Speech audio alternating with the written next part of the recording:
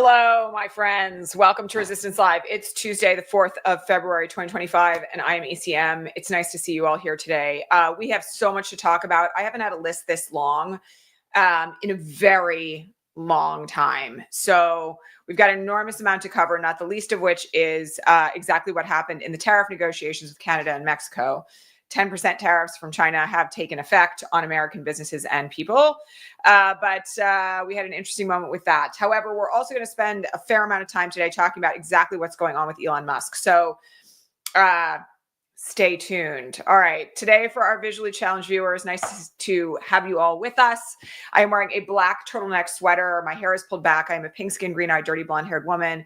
And as always, I'm in front of my bookcase and my yellow utility cart with a big cushy chair behind me in my office. And I'm coming to you from occupied Muncie, Lenape, and Mohican land. Okay, so the tariffs did not go off as planned. When we were on the air yesterday, Mexico had managed to get Donald Trump to call off the tariffs by promising 10,000 troops at the border when 15,000 were already there, and when there were 400,000 troops in the Mexican military. Later on yesterday, Justin Trudeau managed to do exactly the same thing by promising Trump things that had already been negotiated with the Biden administration in December of 2024, and that apparently was either enough to convince Trump that something new had happened, or essentially to give him what he needed to back away from something that had caused the Dow Jones to plummet. The thing I have to remind everybody about here, and I think this is something worth remembering for future events that feel like this, is that because of Trump's psychopathology, he is going to create problems to draw drama to himself. And then he will accept solutions that aren't really solutions so that he can claim that he's solved the problem and therefore that he's the good guy. This is a very classic example of how narcissistic abuse can function at scale. And so while our only moment of schadenfreude probably is the fact that Trudeau and Sheinbaum managed to play Donald Trump like this, there is a lesson to be taken from this, which is essentially that not only can Donald Trump be played, which is an important lesson, but also that he is going to create problems that are really scary and that are escalatingly more scary so that he can draw our attention to him. Now, I have to say one thing this morning that I think is a really important side note to this. I'm starting to get very frustrated by the idea of like distractions, okay? Trans rights are not a distraction. The end of civil rights and DEI is not a distraction, okay? The Canada and Mexico thing is not a distraction because of the panic that it sent American citizens and American businesses into for no reason. We talked about this yesterday, right? Canada has always historically been our closest ally. They are a fellow NATO member. They've done literally nothing of any kind that would warrant any form of sanctions or tariffs. So none of this is a distraction. And I think the real key to this moment is to recognize that all of this over here can be very serious. And so can all of this ongoing theft, looting, destruction of the infrastructure of American government. All right. So keep your eyes on both sides of things. Okay. Both are important. Okay. We are dealing with fascism and also with grift. Those two things are not, like mutually exclusive, right?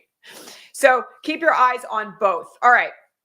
I have to talk about what's going on with Elon Musk because the news on this keeps getting worse and worse. So we learned yesterday that the young men who are working for Elon Musk right now inside the Department of Treasury and elsewhere have very deep ties to Nazi and Groyper ideology. For those who don't know, Nick Fuentes, he of Your Body, My Choice, is the founder of a white supremacist movement called the Groypers. And what has been discovered is that at least a handful, and there's not many more than a handful of these young men who are currently working for Elon Musk have strong ties through their social media to these movements. They have been reposting things from Nick Fuentes, reposting things from known white supremacist posters and accounts. And so if you needed anything to be even more afraid of, not that we do, the hands of our federal treasury disbursement system is currently in the hands of a bunch of essentially neo-Nazi youth. It is quite far from ideal. And then there was additional breaking news this morning, which makes me even less happy, which is essentially that, as you'll recall from yesterday's broadcast, what we knew at that point was that this handful of young men only had read access to the payment system, meaning they could see the code in it, but they couldn't edit it, Well, now we learned this morning that at least one of them has write access, meaning that they can write code into the Treasury payment platform and, by the way, into the functionality of other agencies. So this all continues to be deeply disturbing. Now, I have to remind you all of something, because there was a lot of I don't know, angst screaming into the void this morning on our Patreon feed. And reminder, if you want to ask me questions, if you're new here, you can head on over to patreon.com/resistancelive and become a paid subscriber for as little as $5 a month. That's 20 cents a broadcast, to ask me questions that I will answer on the air or in writing. This morning on the Patreon feed, there was a lot of like, why haven't they been arrested? Okay. Why won't someone do something? More on that in a second. But let me just explain something about this, all right? Because I got to get really clear with you all, and I may have to say this a multitude of times in the coming weeks and months, which is okay. But I think people need to grasp something, okay? Because of the way our judicial system is set up in this country, jurisdiction over federal agencies and federal acts is all under the purview of the Department of Justice. That includes, by the way, the FBI. So the people who would be charged with enforcing the law against Elon Musk and these young men are also under the control of Donald Trump. And this is one reason why in functioning Democratic presidencies, there's always been a discussion of the fact that the DOJ is supposed to represent the American people, not the president. But now that Donald Trump is back in office, having been deeply displeased with some of his prior attorneys general, he's now weaponizing the DOJ to use it only for his own personal aims. And so there is very little likelihood, I have a thought about this coming up, but there's very little likelihood that the DOJ or the FBI will undertake anything to stop Donald Trump, to stop Elon Musk. And actually, Donald Trump said yesterday, this was a big old question mark, that now Elon Musk is officially an employee of the federal government. So yesterday there was this thing, if he's not an employee, he wasn't born here, right? He has no security clearance. Well, at least today he's a federal employee. And that, by the way, means that certain doctrines of the law apply to him, unfortunately. All right. So we have a very deep level of concern here, as I mentioned yesterday, about the ability to enforce the law against Elon Musk and his minions. That does mean that alternative means of putting pressure on this administration to get rid of Elon Musk are necessary. And I talked about that at length yesterday. You can go back and watch yesterday's broadcast if you would care to hear about all the ways in which we can essentially put psychological and congressional pressure on the administration to get Elon Musk out of the way. Okay, the one exception to this is that we have this kind of funky situation going on at the FBI. Brian Driscoll is currently the acting head of the FBI. He goes by the nickname The Driz, okay? He's a Trump guy. But when he was asked by Donald Trump to fire any FBI agent that had been involved in the January 6th investigations, he put up a roadblock. And essentially what he did was he wrote a message, this happened last week, to everyone in the FBI that then became public, that said, if we were to terminate everybody who was involved in the January 6th investigations, that would touch basically every single agent inside the FBI. That's how big that investigation was, by the way. I have to keep reminding you guys of this. It's not like the FBI was doing nothing for the last 4 years, okay? So one of the question marks that's hanging out there is whether or not Brian Driscoll, who has already shown a willingness to stand up to Donald Trump, might be willing to find perhaps a rogue DOJ attorney who might be, or a rogue U.S. attorney somewhere who might be willing to walk into a judge's chambers and get an urgent TRO to stop what's happening inside Treasury. Now, I have to point something out. That would be action that would have to be taken outside the chain of command. And therefore, it is extremely unlikely. Like, I don't want anyone here to kind of like get an idea that this is like even like kind of remotely possible. I would game it at like maybe a 0.1% chance. So don't hang your hopes on this, all right? But, you know, it does raise an interesting question. If Brian Driscoll is willing to stand up to Trump, what else is he willing to stand up to?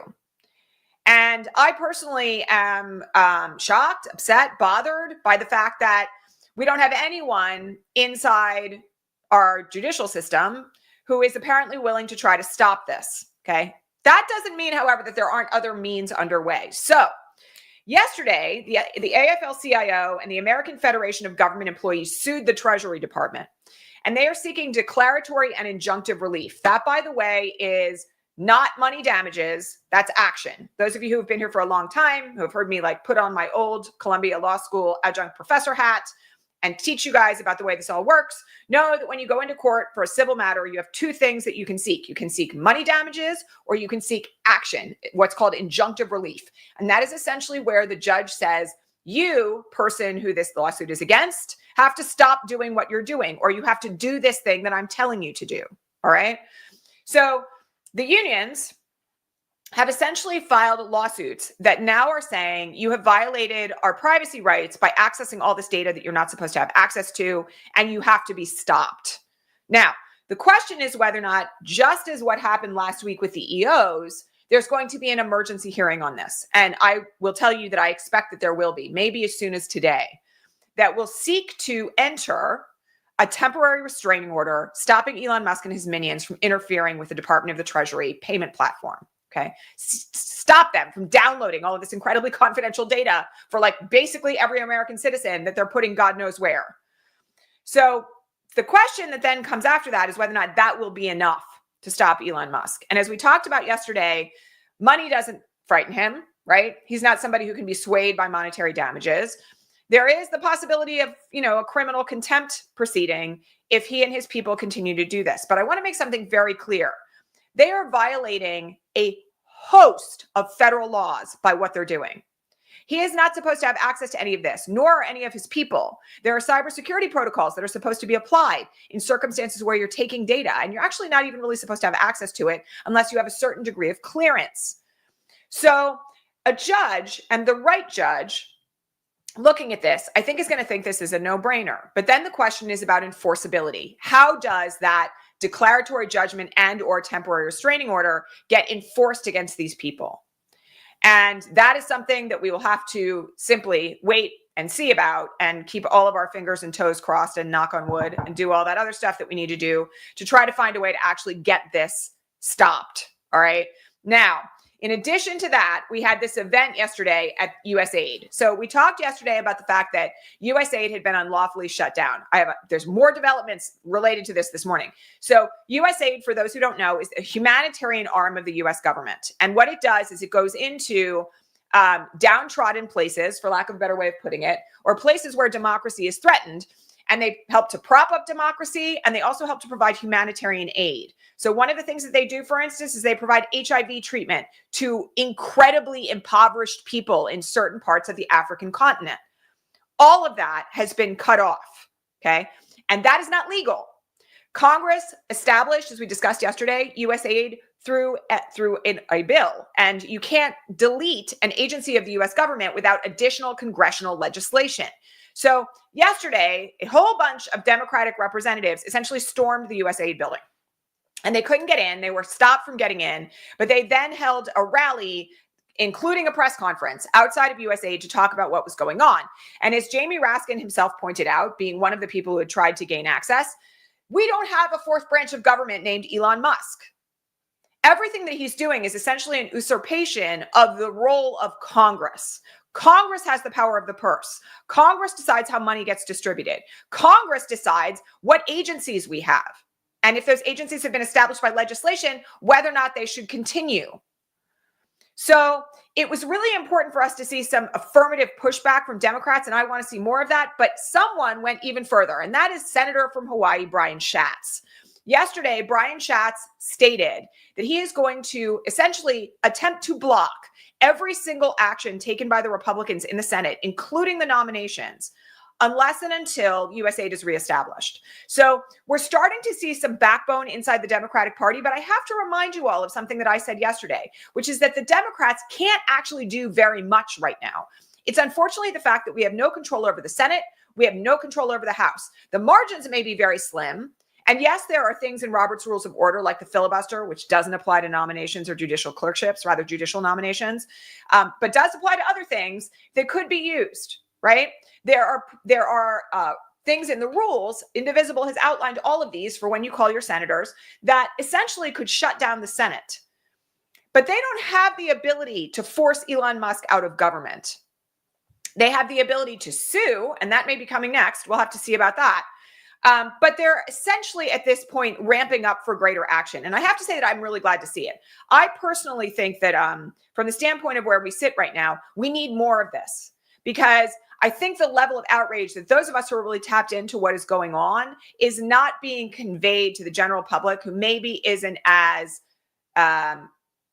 paying attention as closely as you and I are. And so the more that the Democrats engage in direct action like this, the more people are going to be like, wait a minute, my Social Security and Medicare benefits are being controlled by Elon Musk's group of Nazi groypers. I don't know anyone who would think that was a good idea, frankly, unless, of course, you happen to be in that bailiwick or you're Steve Bannon, right? So we need action to inform people, even when there isn't necessarily that much action that can be taken. But the reason why I keep telling you all, and again, this is your action item for today, to call your senators and to call your representatives, including if they're MAGA, is because the more pressure that is put on the parties, the more pressure that is put on our representatives in Congress and in the Senate, the more likely it is that that outrage is going to reach the administration. And so this is a multi-pronged approach. It's the ability to, put pressure on the administration, put pressure on our reps. Then there is, the ability of the courts to intervene, which is already underway. And then there's essentially educating the public and, raising our voices. Those are our options right now. Okay. And I think that different angles need to be applied as much as possible to put a kind of uniform belt of pressure around the parties who actually have some influence at the moment. For the person asking in the comments whether or not we can make a citizen's arrest. So I just have to, I'm sorry, I shouldn't giggle. Citizen's arrests are not really a thing, okay? There are certain states that allow citizens to make arrests, but they are very rare, okay? And the other thing about a citizen's arrest is that then you've got to have somebody willing to prosecute. So you can't randomly walk up to somebody and say, I arrest you, right? That's not how it works, particularly under federal law. So for those who are trying to, think of alternative ways for this to operate, the unfortunate bad news is that there are constraints, okay? And by the way, those constraints are good. I personally don't want some random person walking up to me on the street and saying, I arrest you, and getting myself hauled into jail. That would be really bad, right?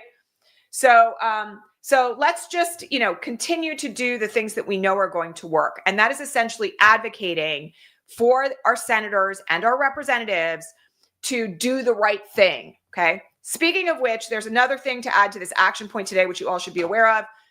I am personally just can't even believe this. RFK Jr.'s nomination made it out of committee today, meaning that there is going to be a full vote on the floor of the Senate on his nomination to the Department of Health and Human Services. It is incredibly important that when you call your senators today, you tell them to vote down that nomination, okay? Because they are going to dismantle Health and Human Services. They have plans to essentially end vaccination. This morning, I went and got my pneumonia vaccine in my arm because it's the last one I was missing. It's incredibly important that you make those phone calls today, because the health and welfare of every American depends on him not taking office, all right? So please do that. Also, word has it that Tulsi Gabbard's nomination is going to come up for a floor vote today. Please don't neglect to mention the fact that, she's an Assad apologist. She's hung out with Hezbollah, and she's rumored to be on Vladimir Putin's payroll. Not necessarily the best person to have as the director of national intelligence. So please make sure you add that to your talking points today when you call your senators, okay? Really critically important. Okay. All right. Oh my gosh, I have so much to talk about today, you guys. It's crazy. All right. One more thing on USAID before I forget. So Marco Rubio is technically right now the acting head of USAID.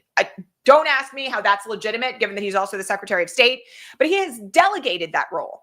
And when he was in El Salvador, more on that in a minute, last week, someone directly asked him, well, who's actually running USAID while you're running around El Salvador having negotiations? And it turns out that the person that they have running USAID right now is a January 6th insurrectionist. I wish I was kidding.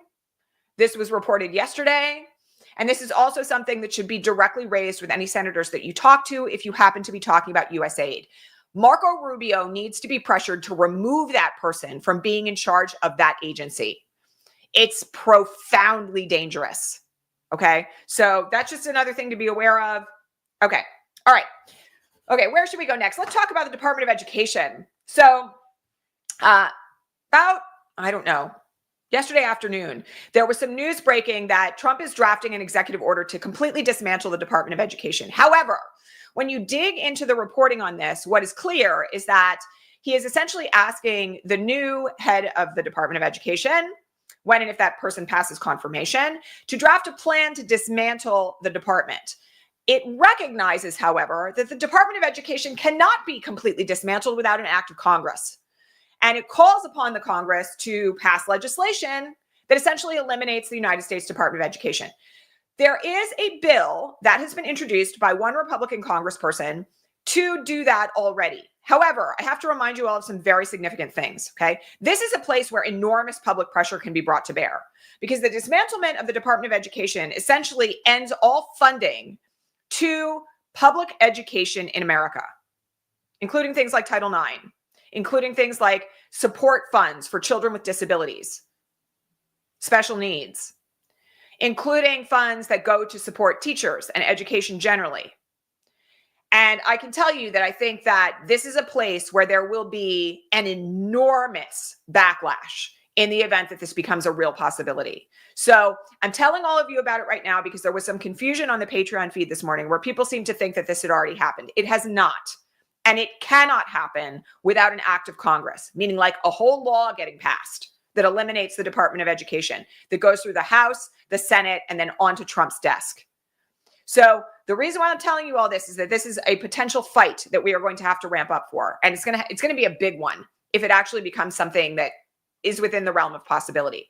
Now, the word of caution I have to issue with this is that there are some rumors floating around that, Elon's band of boys are already trying to finagle their way into other agency systems. Like, for instance, the Consumer Financial Protection Board has essentially stopped functionality after individuals also in this Peter Pan group, for lack of a better way of putting it, the Lost Boys, have essentially already tried to shut down the CFPB. Okay. So the thing to remember here is that the Department of Education could still undergo an enormous amount of damage if Elon and his people are not stopped. And that could include, because they have access to the payment platform in the Treasury, issues related to the funding and the payment of funds directed toward public education. So while the immediate danger of the complete elimination of the Department of Education isn't there, that doesn't mean that Elon and his people can't do a lot of damage in the interim. So we have to keep our eyes on this, like, very seriously. And I'm just going to say, I think there is a parents' movement coming on this that is going to be very loud and very active. And I will just say to all of you, like, we've got to stay very attuned to this because this is ramping up. Okay. All right. I promised I would get back to El Salvador. So while Marco Rubio was in El Salvador, he apparently negotiated for El Salvador to take plane loads of deportees out of the United States. However, it's not just undocumented people. This morning, El Salvador announced that they were willing to take U.S. citizens who are currently incarcerated. So I just have to make really clear to everyone, there is no law that permits the deportation of people who have been convicted of crimes who are U.S. citizens. None. So for everyone who was like, and there's been some reporting about this, like I told you so stuff in the last 24 hours, but for everybody who was like, oh, they're not going to deport people who are here legally. Well, as we talked about yesterday, they ripped the rug out from under 300,000 Venezuelans who were here on temporary protected status yesterday. Now they are threatening the deportation with the help of El Salvador of U.S. citizens who are in prison. And I have to tell you that if you were never particularly invested in prison abolition before now is your moment to educate yourself about what it's all about. Like, you should go read Derica Purnell's book, Becoming Abolitionists. You should go read Mariam Kaba's work, We Do This Till We Free Us. And it will start to help you understand how the prison system in America is consistently exploited by fascists for their own aims. All right. This is only one example. So this is also something that is going to cause, I would expect, actually almost instant lawsuits, because it's not like when you're incarcerated, you lose all your rights. You lose some, okay, but you don't lose the right to stay in the United States if you are a U.S. citizen. So again, this is something that we have to keep an eye on, but also obviously something that is of deep concern. Okay, let's talk about the sovereign wealth fund. So yesterday, Trump signed an EO essentially establishing a sovereign wealth fund for the United States. This is insane. Okay, I mean, again, one thing I have to make very clear here is that federal law does not permit Donald Trump to reroute money from the Department of the Treasury into a sovereign wealth fund that he controls. The power of the purse, as we have talked about here many times, and as you've probably heard your own congressman say many, many times, belongs to Congress. It does not belong to the executive branch. It does not belong to the judicial branch. It does not belong to randos who Donald Trump has appointed to run strange operations inside the federal government. It belongs to Congress. Okay. Now, all that said, this establishment of a sovereign wealth fund should raise some very serious alarm bells, because essentially what it will allow Trump to do is take money from the Department of the Treasury, put it into a fund that he only controls, and then do God knows what with that money. I'm going to remind you that in some of the OPEC nations, there are sovereign wealth funds that essentially house the money that is overflow profits from oil. And those funds are the ones that, for instance, have done things like invest $2 billion in Jared Kushner's hedge fund. Okay. This is not a situation that is consistent with democracy. And what Trump is rumored to be thinking about doing here is rerouting money from the Treasury into the sovereign wealth fund so his administration can acquire TikTok. That, by the way, is a terrifying idea from the standpoint of propaganda. So all that said, this sovereign wealth fund is going to be subject, again, to litigation, because Congress, with any hope, is not going to allow Donald Trump to simply take over their authority. If Donald Trump actually manages to do this and is not stopped, Congress will essentially become unnecessary. And that, by the way, is like the end of democracy. Not that we're not already hanging off that cliff in multiple other arenas also. So one thing I have to mention here is that there's a lot of people out there going like, are we in a constitutional crisis yet? You guys, we've been in a constitutional crisis since he took office on the 20th on so many fronts, where essentially the Constitution is being overridden. And the question is what barriers are going to stand? What barriers will be strong enough to keep us from falling all the way off the cliff? This one is very troubling. And, I will just mention, I had a post on Blue Sky yesterday that went viral very unexpectedly about a conversation I had with a friend of mine last night who's from Hungary. And every once in a while, I've gone to her and said, tell me about what happened in Hungary under Orban about X.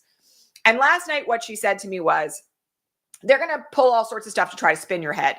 This, by the way, may be something that relates to the tariffs. Please don't call it a distraction, though. I really think on every level, there's not really anything right now that I would call a shiny object. What she said, though, was keep your eyes on the money, because every single thing that they do is designed to steal money from the government to benefit people that they like. This is how we end up as a full-blown oligarchy. This is how we end up with all media under state control. These are means by which essentially all the democratic processes can be corrupted by money being routed away from social benefits, from human rights, from things that we have paid into, right? Social Security, Medicare, and into the hands of people and companies and oligarchs who have alternative aims. All right. So this is something that we absolutely have to push back on as well in the communications that we have with our reps and our senators.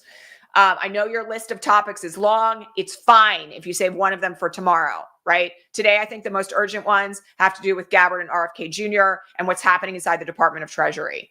But every day you need to be calling, okay, and raising alarm about these things.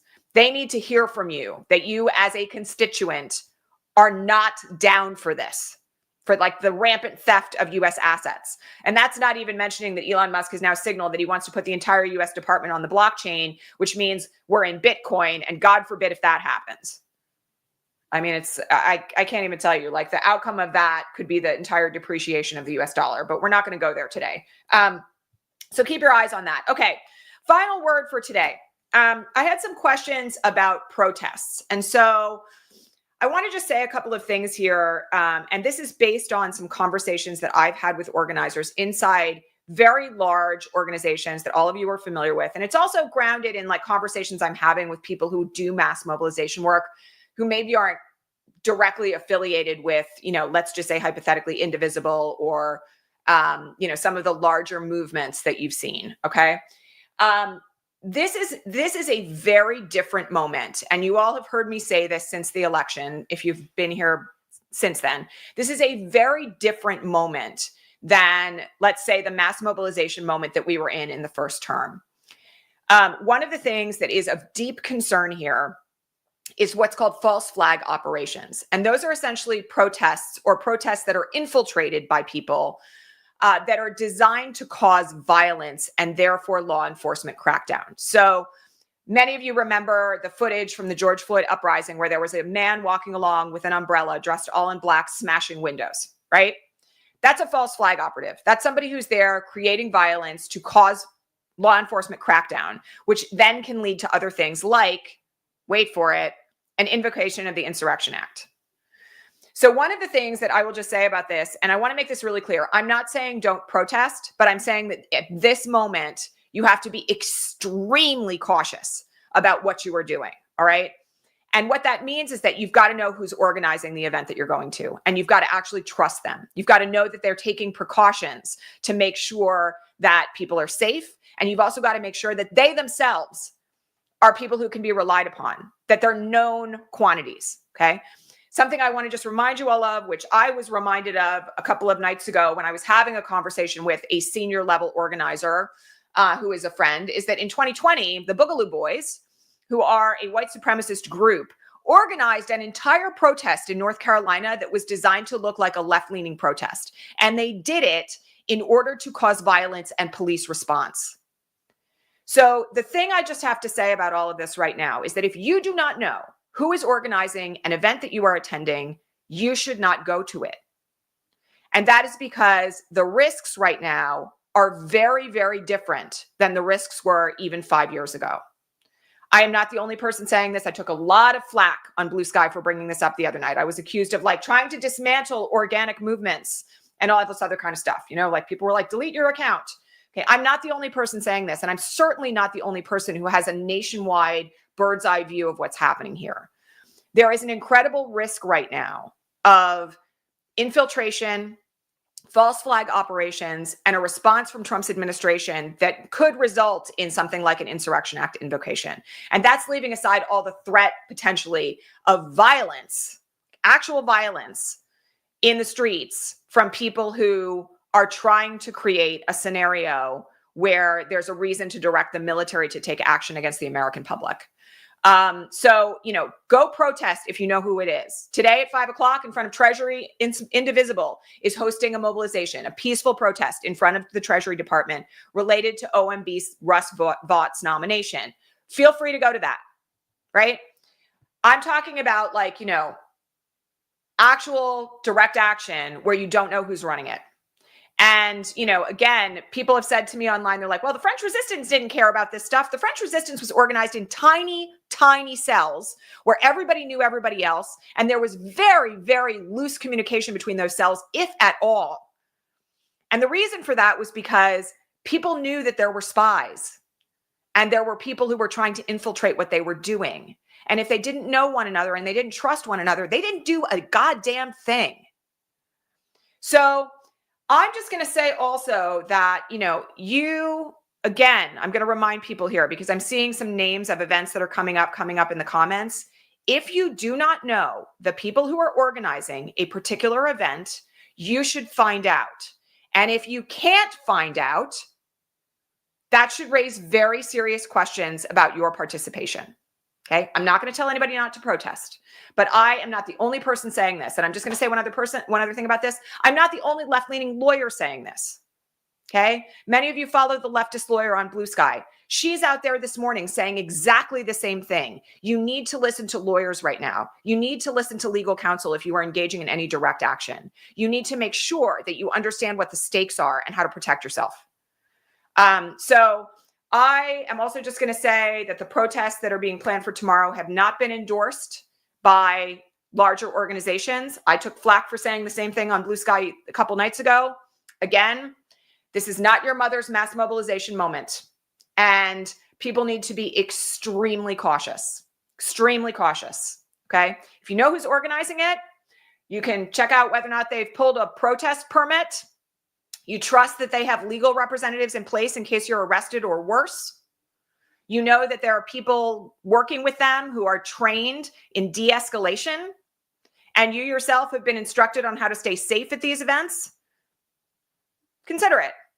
Okay. But I'm going to say to everybody here who watches, who I love dearly, you know, many of you have been with me for like the last 10 years. You need to exercise extreme caution in this moment. Okay. And also I will just say one other thing. Okay. The concern about false flag operations is coming from very, very high up in national organizations right now. It's not just coming from like average everyday people. It's not just coming from random people on the street. It's definitely not designed to squelch public opinion or to squelch First Amendment rights. It's actually a matter of responsive strategy. And you need to listen to people who know what they're talking about.